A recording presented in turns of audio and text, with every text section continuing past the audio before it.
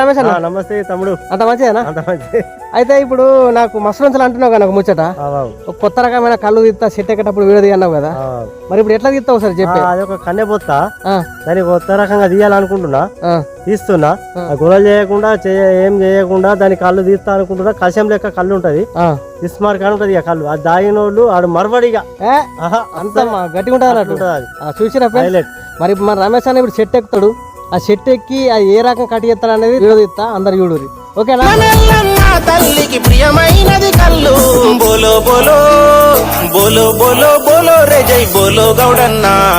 కళ్ళు గీతే కత్తికి జేలు గీతన్నా, నెరుసుగొట్టే గుండుకు దండాలు గౌడన్నా, మోకు ముస్తాదుకు వందనాలు గీతన్నా.